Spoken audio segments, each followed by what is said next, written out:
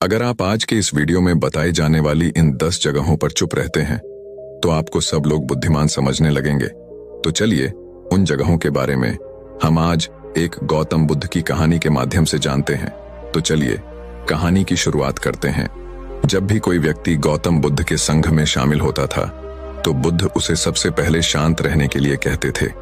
ध्यान की अवस्था में जाने से पहले उस भिक्षु को शांत रहना सिखाया जाता था। आज के दौर में हर तरफ शोर है, इसकी वजह से दिमाग में तनाव पैदा होना लाजमी है। ऐसे में अगर आप हर रोज कुछ देर मौन रहने का अभ्यास करते हैं तो इससे आपके तनाव पैदा होने वाले हार्मोन के लेवल में कमी आती है। इससे आपका दिमाग शांत होता है, गुस्सा नियंत्रित रहता है और तनाव बढ़ाने वाले हार्मोन्स का लेवल घटता है। आज के इस वीडियो में हम जानेंगे कि किन मौकों पर हमें शांत रहना है और किन मौकों पर हमें बोलना है, और शांत रहने से हमारे अंदर क्या बदलाव आ सकता है। दोस्तों, संध्या काल का समय था। गुरु अपने सभी शिष्यों को बुलाते हैं और कहते हैं, कल सुबह सब लोग नदी में स्नान करने के बाद तुरंत हमारी कुटिया के सामने उपस्थित हो जाना। सभी इसी से हैरान रह जाते हैं कि हम लोगों ने कुछ गलती की है क्या। लेकिन कुछ शिष्य यह कहते हैं कि हो सकता है कि गुरुजी कल सुबह कुछ अच्छी बात बताने वाले हैं। सब लोग रात को सही समय पर सो जाते हैं और सुबह उठकर सभी लोग नदी में स्नान करने के बाद वापस गुरुजी के सामने उपस्थित हो जाते हैं। गुरु कहते हैं, आज मैं तुम सबको चुप रहने के फायदे के बारे में बताऊंगा।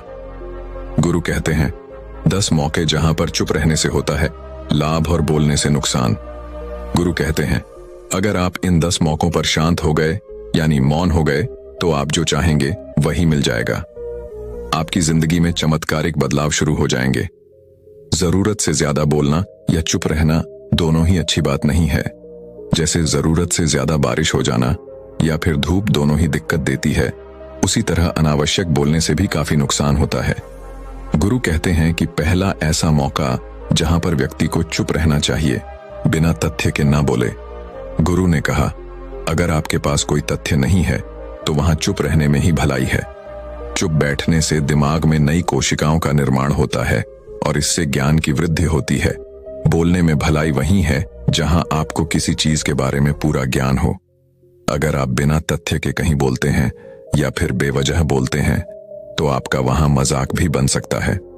अगर आपके पास पर्याप्त जानकारी नहीं है, ऐसी जगह पर बोलने से आपका मजाक तो बनेगा ही, साथ ही साथ लोगों का भरोसा भी आपसे उठने लगेगा।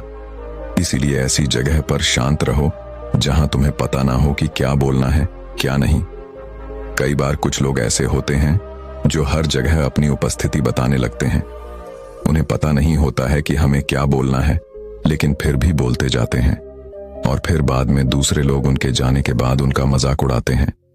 जब तक आपको उस तथ्य के बारे में अच्छा ज्ञान नहीं है, उसके बारे में पता नहीं है, तो वहां चुप रहना ही ज्यादा समझदारी है। गुरु ने कहा, दूसरा ऐसा मौका जहां पर व्यक्ति को चुप रहना चाहिए, शब्दों से न पहुंचे ठेस। अगर आपके शब्द किसी को मानसिक ठेस पहुंचा रहे हैं तो वहां चुप हो जाना चाहिए। कमजोर व्यक्ति के बारे में कुछ भी बोलकर आप महान नहीं बन सकते हैं। महान आप किसी कमजोर का साथ देने में बनेंगे।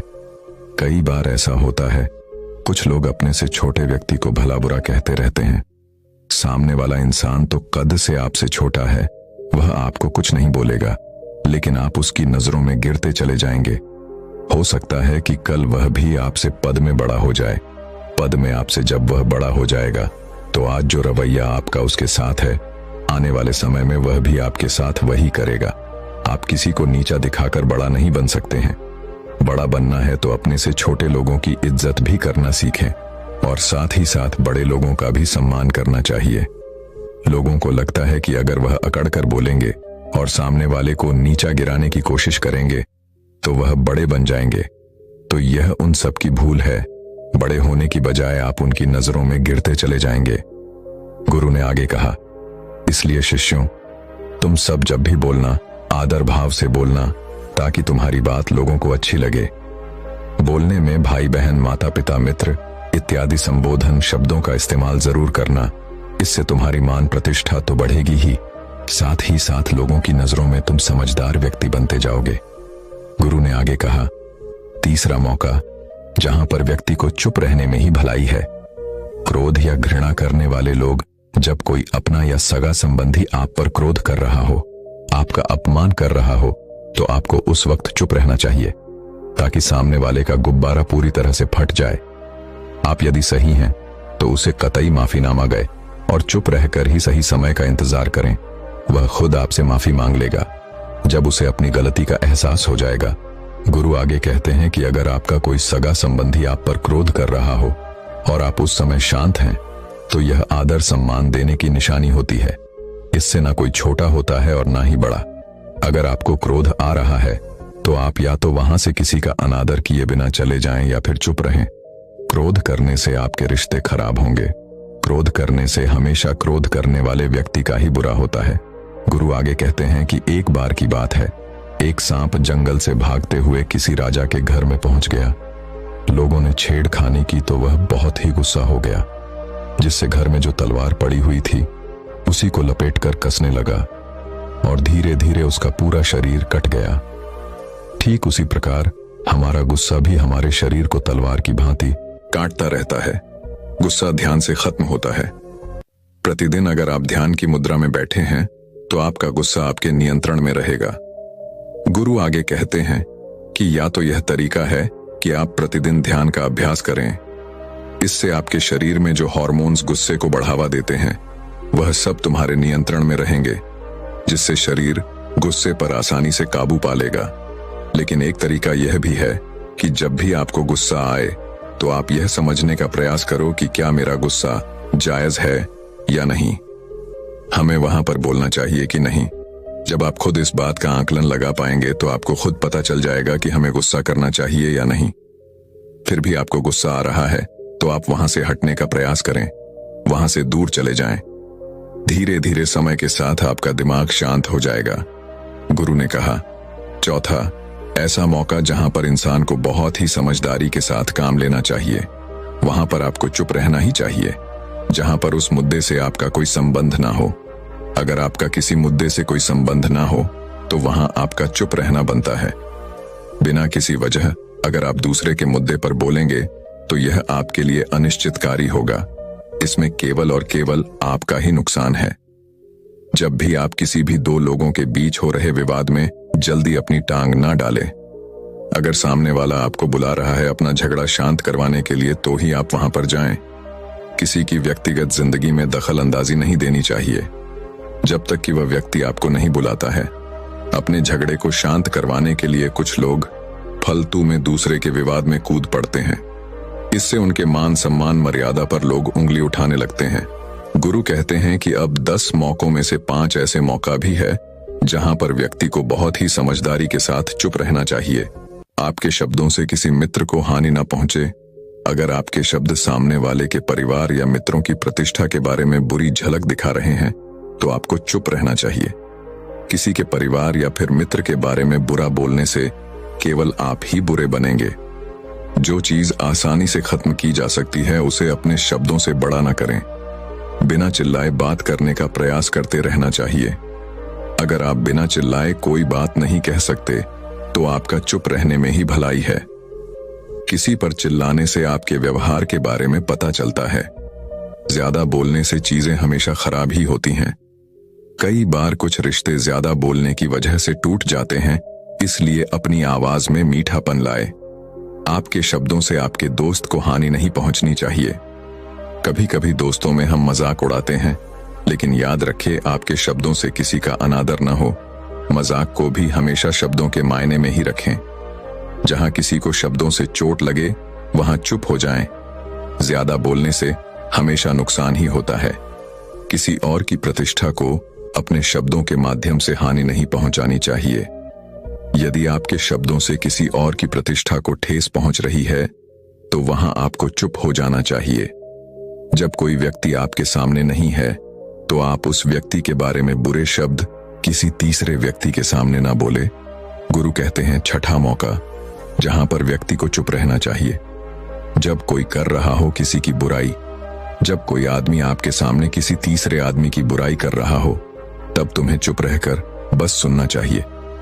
अपनी राय व्यक्त नहीं करनी चाहिए, क्योंकि जो आज आपके सामने किसी तीसरे की बुराई कर रहा है वह कल किसी और के सामने आपकी बुराई भी कर सकता है। यदि आपने कुछ कहा है तो नीति शास्त्र के अनुसार जो अपने मुंह को बंद रखता है और बुद्धि से काम करता है वही इंसान समझदार होता है। बिना जरूरत के बोलना, किसी के बारे में, किसी के बीच में बोलना, ये गलत बात है। कभी कभी हमारे लिए बुद्धिमानी इसी में होती है कि हमें अपना मुंह ऐसी जगह पर नहीं खोलना चाहिए। गुरु आगे कहते हैं कि 10 मौकों में 7वां ऐसा मौका जहां पर व्यक्ति को चुप रहना चाहिए। जब कोई नहीं समझे आपकी भावना, यदि आपको लग रहा है कि कोई व्यक्ति आपकी भावना, दुख या परेशानी को शब्दों में नहीं समझ रहा है, यदि आपको लग रहा है कि सामने वाला व्यक्ति आपकी भावना या दुख को या आपकी जो परेशानी है उसको वह समझ नहीं पा रहा है या समझने का प्रयास ही नहीं कर रहा है या वह आपको ध्यान से सुन ही नहीं पा रहा है, तो ऐसे व्यक्ति के सामने आप चुप ही रहें, क्योंकि ऐसे लोगों को आपकी भावना या दुख से कोई मतलब नहीं होता है। ऐसे लोगों को अपना राज बताकर आप पछताएंगे ही बाद में। इसलिए हर किसी को अपने मन की बात नहीं बतानी चाहिए। अगर आपको लग रहा है कि सामने वाला आपकी बात को नहीं समझ पा रहा है, आपकी भावनाओं को नहीं समझ पा रहा है, तो वहां पर आपको नहीं बोलना चाहिए, क्योंकि बाद में आपका मजाक ही बन जाएगा। जब आपको लगने लगे कि सामने वाला आपकी भावनाओं को ठीक तरीके से समझ रहा है, आप जो कह रहे हैं वह ठीक से सुन रहा है, तभी आप उससे अपनी बात कहें। गुरु कहते हैं कि 8वां मौका जहां पर आपको चुप रहना चाहिए, जब कोई इंसान अपना दुख व्यक्त करे। यदि कोई इंसान अपने दुख या परेशानी को आपको बता रहा है तो इसका मतलब यह है कि वह आपको अपना समझ रहा है। ऐसे में तुरंत ही उसे समाधान बताने के बजाय चुप रहकर उसके दुख या समस्या को सुने। उसके दुख या समस्या को किसी और को न बताएं। वह आपको अपनी समस्या इसलिए बता रहा है कि आप उसकी समस्याओं का समाधान कर देंगे, बल्कि वह इसलिए भी बता रहा है कि सामने वाला उसकी बात को समझ रहा है। कई बार बताने से दुख कम हो जाते हैं। आपको अपना दुख इसलिए बता रहा होगा कि उसे लग रहा है कि आप उसकी बात को समझ रहे हैं। दुख बांटने से कम हो जाता है। इसलिए जब कोई व्यक्ति अपना दुख आपसे व्यक्त करे तो आप चुप रहकर उसकी बात को बहुत ही ध्यान से सुने, ताकि उसका दुख कम हो जाए, उसके मन का बोझ हल्का हो जाए, क्योंकि उसके मन में जो भी बातें थीं वह आपको सब बता दिया। गुरु आगे कहते हैं कि 10 जगहों में 9वीं ऐसी जगह जहां पर आपको चुप रहना चाहिए वह है जहां पर दुष्ट प्रकृति के लोग रह रहे हों और गाली गलौज कर रहे हों, तो आप वहां पर मत जाइए। ऐसी जगहों से आप चुपचाप निकल जाए, अर्थात अपनी प्रतिक्रिया दिए बिना आप वहां से चले जाएं, क्योंकि जिसकी जुबान खराब होती है, जो दुष्ट प्रकृति के लोग होते हैं, उनको आप ऐसे समय में नहीं समझा सकते हैं। जब उनका दिमाग पूरी तरह से शांत हो जाए तभी वह आपकी बात सुनेंगे। इसलिए जहां पर दुष्ट प्रकृति के लोग आपकी बात को ना मानते हों और ना ही सुनते हों, तो आपको वहां पर नहीं बोलना चाहिए।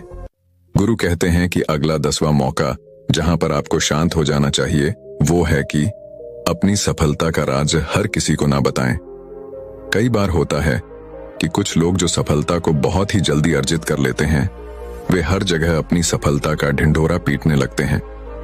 ऐसे में क्या होता है कि कई लोग आपकी सफलता से खुश नहीं होते हैं।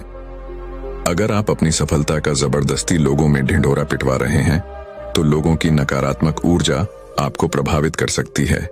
जब आप सफल होंगे तो सबको पता चल जाएगा कि आप सफल हो गए हैं। ढिंढोरा पीटने से नुकसान आपका ही होगा। इतना कहकर गुरु ने कहा, शिष्यों, आज के लिए बस इतना ही। अगर तुम सब मेरी इन 10 बातों को अपने जीवन में अपना लेते हो तो तुम सब काफी हद तक परेशानियों से बचे रहोगे। यहां से जाने के बाद मेरी यह बातें आपके जीवन किसी वरदान से कम साबित नहीं होंगी। जीवन में असली सुख की प्राप्ति कैसे हो सकती है, इस विषय पर हम अगली आज की रोचक कहानी की शुरुआत करते हैं। एक बार गौतम बुद्ध का एक अनुयायी, जो कि सालों से गौतम बुद्ध के आश्रम में आ रहा था, वह उनके प्रवचन सुनता, आश्रम में ध्यान आदि करता और फिर चला जाता। लेकिन अचानक कुछ दिनों से उसने आश्रम में आना ही बंद कर दिया था। यह बात गौतम बुद्ध ने भी अनुभव की। एक दिन जब गौतम बुद्ध उस गांव से भिक्षा मांगकर वापस लौट रहे थे तो रास्ते में उस अनुयायी का घर भी पड़ा। बुद्ध उसके घर के अंदर चले गए। अंदर जाके देखा तो वह इंसान आंगन में बैठकर कुछ काम कर रहा था। बुद्ध को देखते ही वह जल्दी से हाथ जोड़कर उनके सामने खड़ा हो गया। उसने बुद्ध को पीने के लिए शीतल जल दिया और बैठने के लिए आंगन के चबूतरे पर एक चटाई बिछाई। बुद्ध चटाई पर आराम से बैठ गए। फिर बुद्ध ने उस अनुयायी से पूछा, तुम्हारे घर परिवार में सब कुछ ठीक तो है ना? अनुयायी बोला, हाँ बंथे, सब ठीक है। बुद्ध ने पूछा, फिर तुमने आजकल आश्रम में आना क्यों छोड़ दिया? यह सुन वह अनुयायी थोड़ा सा शर्मिंदा होने लगा। फिर बोला, अब मैं आपको कैसे बताऊं बुद्ध? गौतम बुद्ध ने कहा, तुम भी संकोच कह सकते हो। अनुयायी ने कहा, मेरे वस्त्र बहुत ही पुराने हो चुके हैं, वे कई जगह से फट गए हैं, उनमें छेद निकल आए हैं, अब वो बिल्कुल भी पहनने लायक रहे ही नहीं। बुद्ध ने अनुयायी के वस्त्र देखे, वह सच में बहुत ही बुरी हालत में थे, जगह जगह से घिस चुके थे, कई सारे छेद थे। इसके बाद बुद्ध मुस्कुराते हुए अनुयायी के कंधे पर हाथ रखकर बोले, चिंता मत करो, सब ठीक हो जाएगा। बुद्ध ने अपने एक धनवान अनुयायी को रुकने के लिए कहा। जब सब चले गए तो बुद्ध ने अकेले में उस धनवान अनुयायी से अपने उस गरीब अनुयायी को 2 जोड़ी वस्त्र देने को कहा। धनवान अनुयायी उस गरीब अनुयायी के घर वस्त्र भिजवा देने का वचन देकर वहां से चला जाता है। अगले दिन सुबह वह अमीर अनुयायी उस गरीब अनुयायी के परिवार के हर एक सदस्य के लिए 2-2 जोड़ी कपड़े एक पोटली में बनवाकर अपने नौकर के हाथ भिजवा देता है, जिसे देखकर उस गरीब अनुयायी का पूरा परिवार बहुत ही खुश होता है। अगले दिन जब वह गरीब अनुयायी दोबारा से बुद्ध के आश्रम उनके प्रवचन सुनने आता है, तो अंत में जाते समय बुद्ध उस अनुयायी को रोककर उससे पूछते हैं, क्या अब तुम अपने नए वस्त्रों में आराम से हो? तुम्हें और कुछ तो नहीं चाहिए? अनुयायी ने कहा, पहले तो आपका बहुत बहुत आभार बंथे, मैं इन कपड़ों में बिल्कुल आराम से हूं और मुझे अब और कुछ नहीं चाहिए। बुद्ध ने आगे पूछा, अब जबकि तुम्हें नए वस्त्र प्राप्त हो चुके हैं, तो तुमने अपने पुराने वस्त्रों का क्या किया? अनुयायी ने कहा, हमारा परिवार अब से उन्हें बिस्तर में बिछाने और ओढ़ने के काम में लेगा, अब हम उन्हें ओढ़ने की तरह उपयोग में लेंगे। बुद्ध ने कहा, फिर तुमने अपनी पुरानी और नए वस्त्र का क्या किया? अनुयायी ने कहा, बुद्ध, मैंने उसे अपने घर की खिड़कियों में पर्दे की तरह लगा दिया है। बुद्ध ने कहा, तो क्या तुमने अपने पुराने पर्दे फेंक दिए? अनुयायी बोला, नहीं बथे, अब मैं उन पर्दों के छोटे छोटे टुकड़े करके उनका उपयोग रसोई में गर्म बर्तनों को तारने और पकड़ने के लिए कर रहा हूं। बुद्ध ने पूछा, तो फिर तुमने रसोई के पुराने कपड़ों का क्या किया? अनुयायी ने कहा, अब मैं उनका उपयोग घर में पोंछा लगाने के लिए करूंगा। बुद्ध ने कहा, तो फिर तुम्हारे पुराने पोंछे का क्या हुआ? अनुयायी ने कहा, बुद्ध, वो पुराना पोंछा इतना तार तार हो चुका था कि अब उसका कुछ भी नहीं किया जा सकता था, इसलिए मैंने उस पोंछे से एक एक धागा अलग करके दिए के लिए बत्तियां बना ली।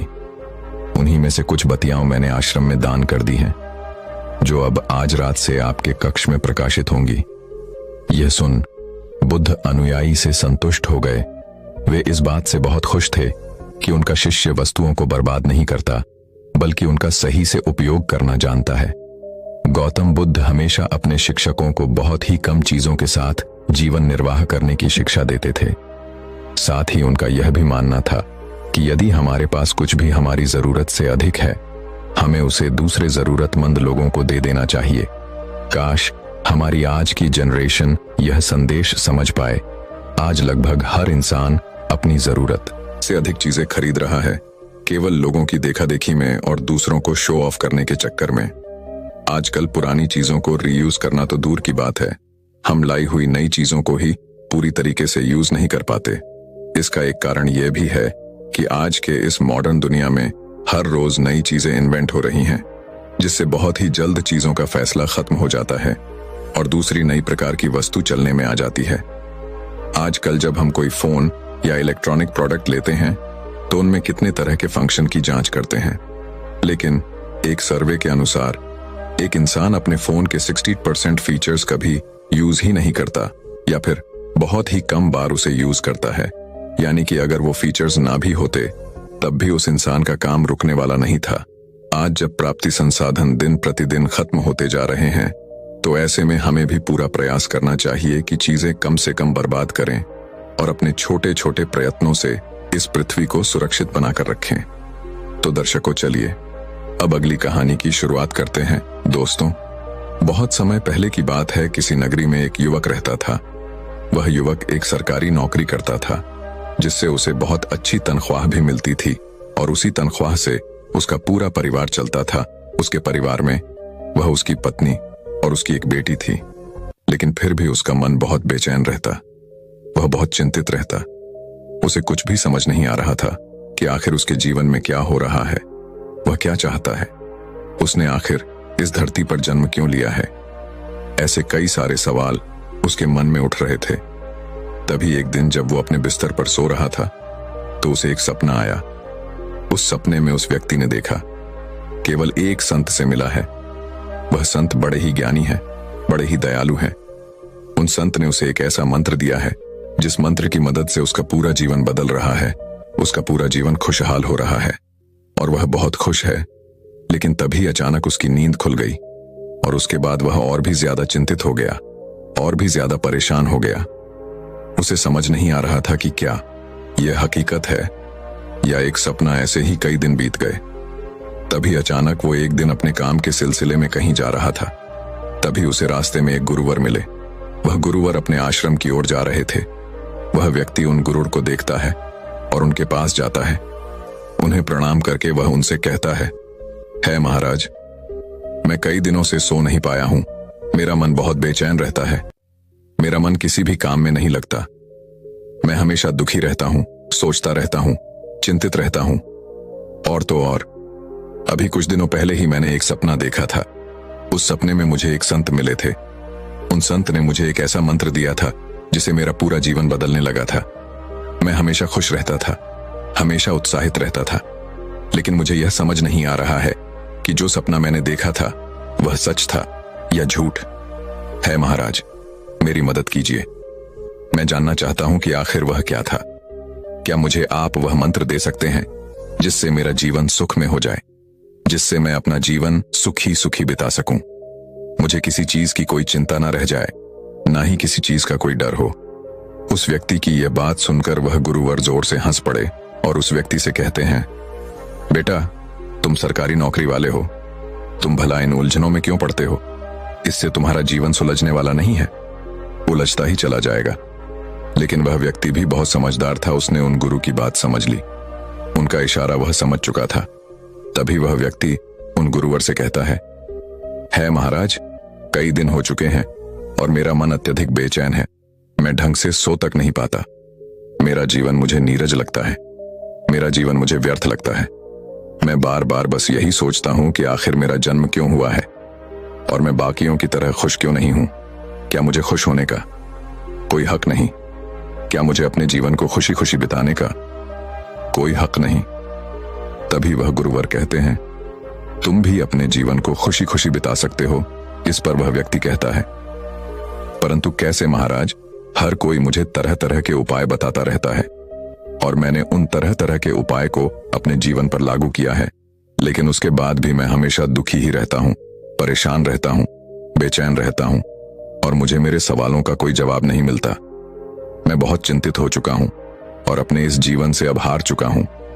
मुझे कुछ भी अच्छा नहीं लगता। तभी वह गुरु कहते हैं, बेटा, जो तुमने सपना देखा था वह बिल्कुल सच था।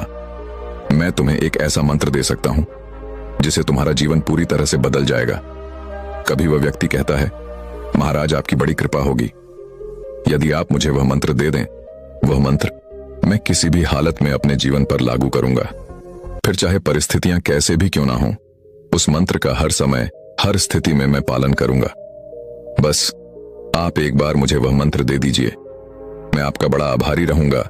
उस व्यक्ति की ये सारी बातें सुनकर वाह गुरु उस व्यक्ति से कहते हैं, ठीक है, मैं तुम्हें वह मंत्र दे देता हूं, लेकिन यह मंत्र बहुत मुश्किल है। लेकिन यदि तुम्हारे अंदर तीव्र इच्छा है तो यह मंत्र तुम्हारे जीवन में वापस से खुशियां भर देगा, तुम्हारे सादे जीवन में फिर से एक बार रंग भर देगा। तुम्हारे सामने नई खुशियां और शक्ति प्रकट होगी और तुम इस मंत्र से ही जीवन के सत्य को भी जान सकोगे। तभी वह व्यक्ति बड़ा उत्साहित होते हुए उन साधु से कहता है, बताइए महाराज, वह कौन सा मंत्र है? बताइए। वह कहते हैं, वह मंत्र यह है कि आज से अगले 3 महीनों तक तुम्हें हर समय सत्य बोलना होगा, फिर चाहे कुछ भी क्यों ना हो जाए, फिर चाहे परिस्थितियां कुछ भी क्यों ना हो। तुम्हें पूरी निष्ठा से इस मंत्र का पालन करना होगा और यदि तुम इस मंत्र का पालन करने में सफल हो जाते हो तो तुम्हारा जीवन पूरी तरह से बदल जाएगा।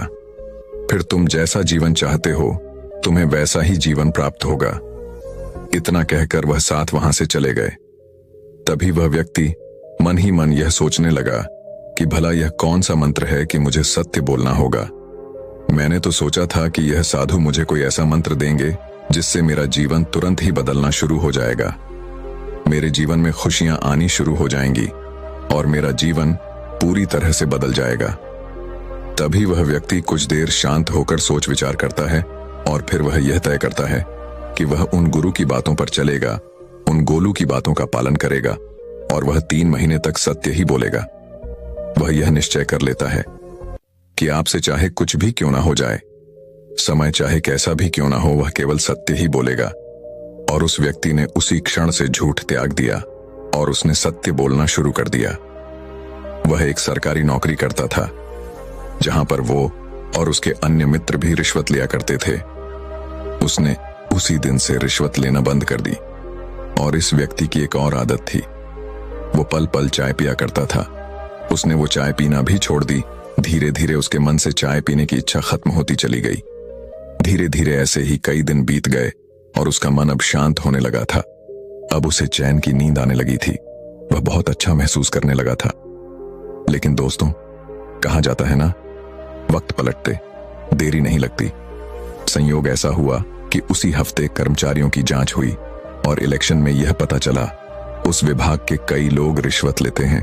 और इसी सिलसिले में जब उस व्यक्ति से पूछताछ की गई तो उसने सब कुछ सच सच कह दिया।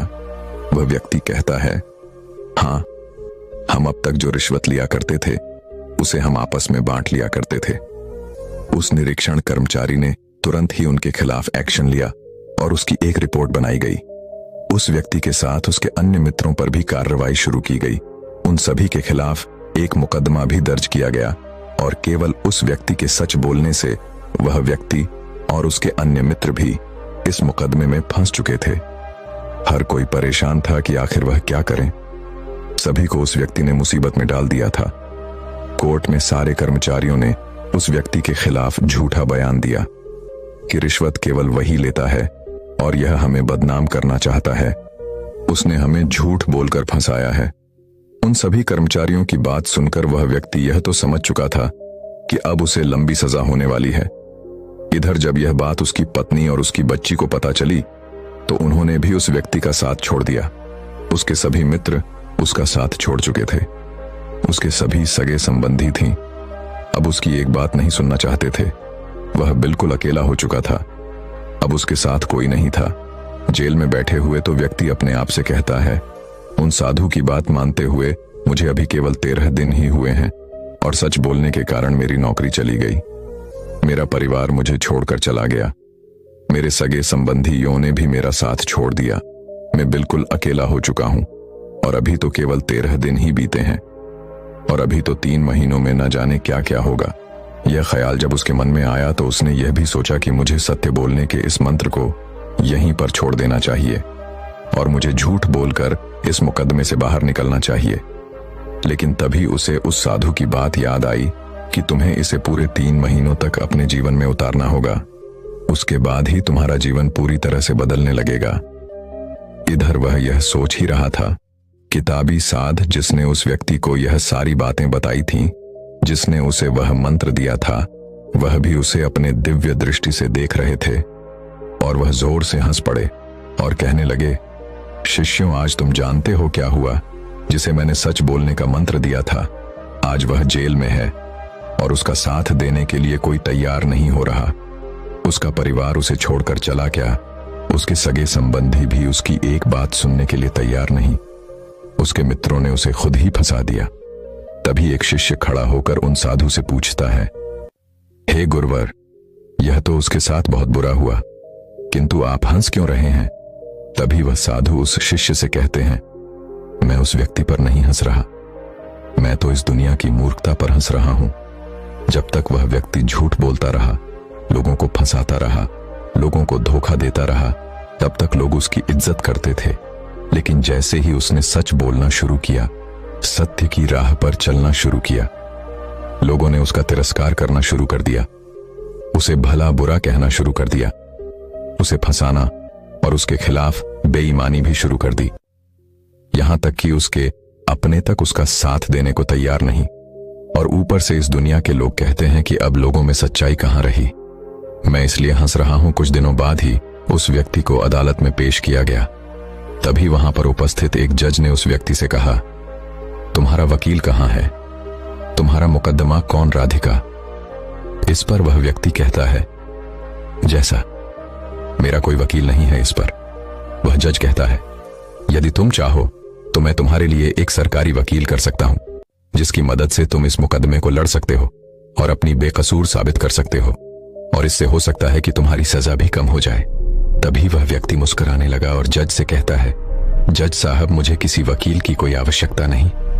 अब चाहे मुझे कितनी भी सजा क्यों ना हो जाए, लेकिन सत्य तो यही है कि जो भी रिश्वत हम लेते थे उसे आपस में हम बांट लिया करते थे, और उसका एक हिस्सा मैं भी लेता था। लेकिन आज से 13 दिन पहले मुझे एक संत मिले।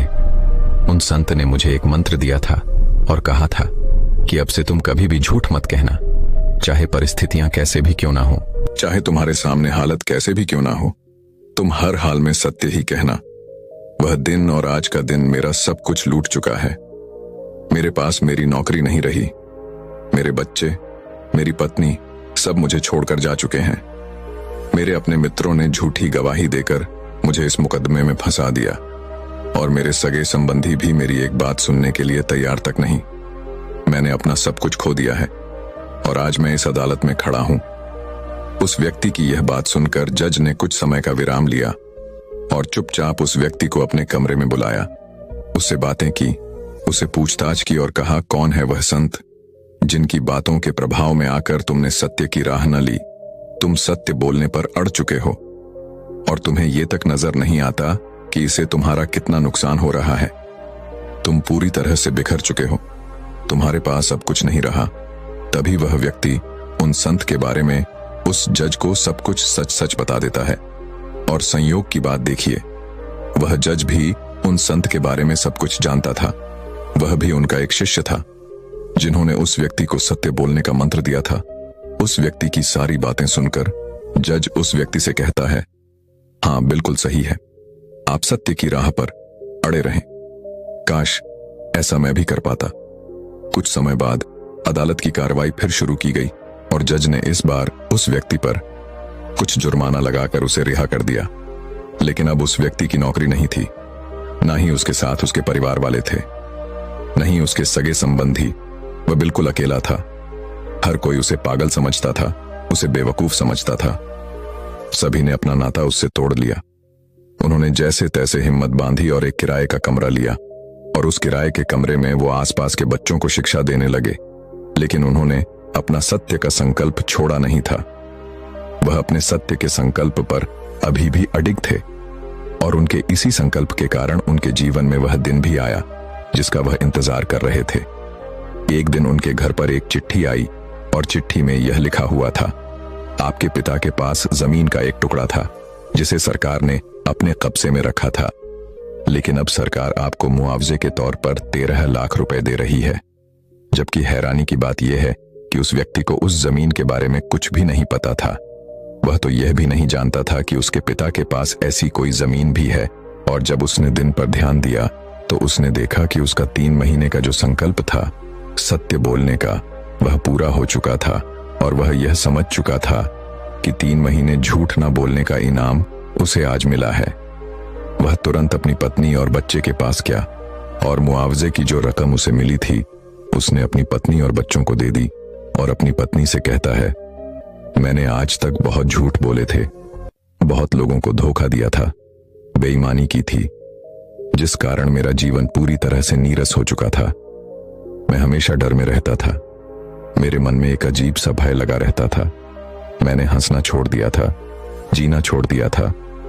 लेकिन अब जब से मैंने सच बोलना शुरू किया है, मैं कठिनाइयों के बीच में भी हमेशा खुश रहता हूं। मुझे किसी बात का कोई डर नहीं, मेरे मन में किसी प्रकार का कोई भय नहीं। मेरे मन में हमेशा एक चैन की शांति रहती है। मैं हमेशा खुश रहता हूं, और इसके लिए मैं उन संत का बहुत बहुत आभारी हूं जिसने मुझे 3 महीनों के लिए यह संकल्प दिया था। अब वो 3 महीने पूरे हो चुके हैं।